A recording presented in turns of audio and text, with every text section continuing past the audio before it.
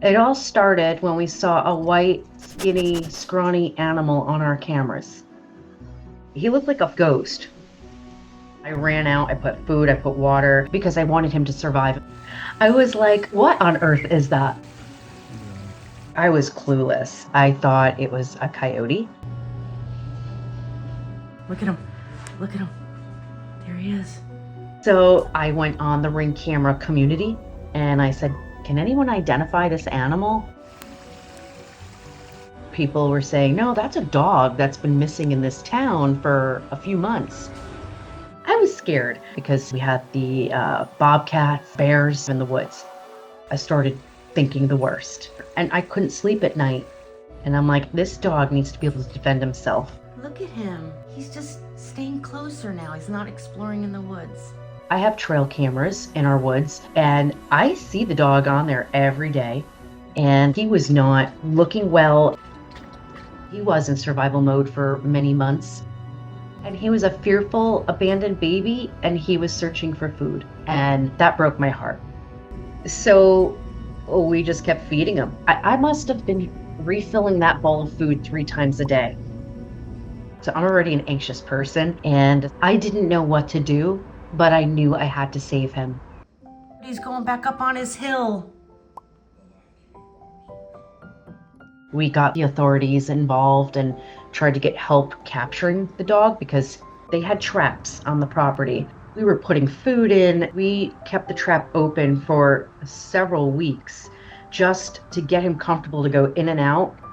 He wouldn't go for it. And I'm like, this isn't working. I started posting some videos on TikTok and a lot of people were giving me advice on how to deal with a feral dog. And one of those things was getting the dog to get familiar with your scent.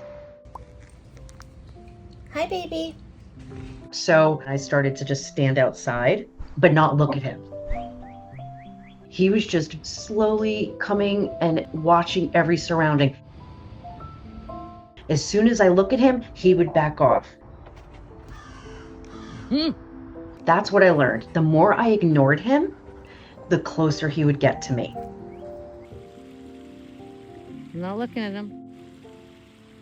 And I would try this again the next day, and I would just do a very sweet voice. I said, who's a good boy? You know, all the time. Hey.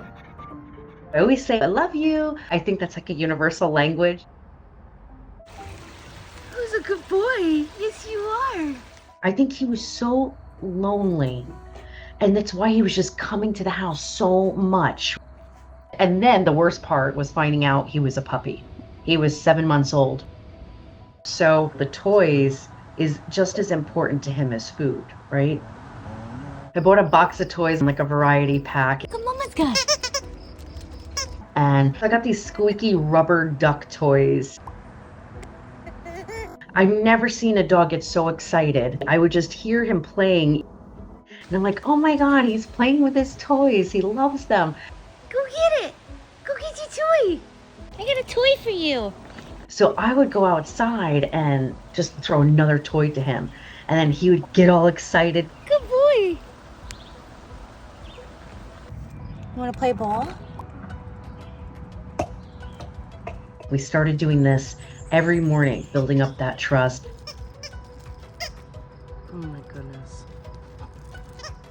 We got to this point of him coming closer to me. There was no pressure from me. He was definitely making that decision on his own. Good morning.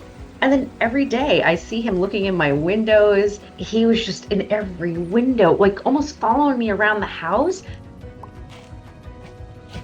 But once I got to the point of petting him and feeding him out of my hand, there was a big trust.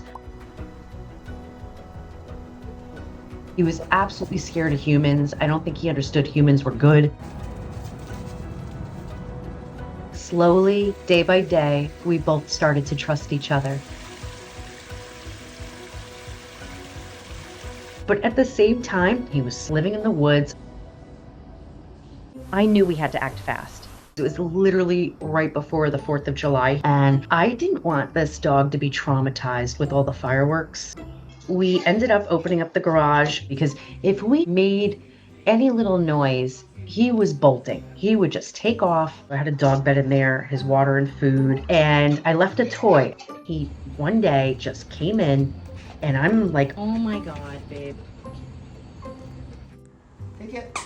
I mean, he was probably overwhelmed. He didn't even know how to be on a bed next to pillows. He's ripping them and chewing them.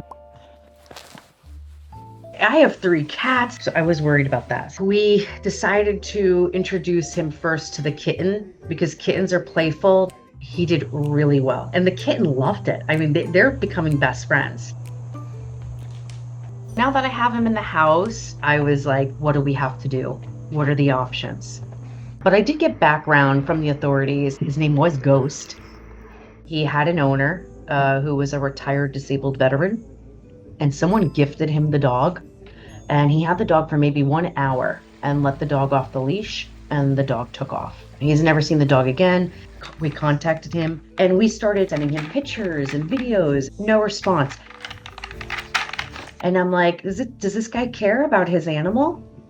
I'm attached to this dog now, and I'm not comfortable just giving him back to the owner because now I'm concerned. We were not prepared to take in a dog, but now I'm like, I don't care. I want to adopt this dog.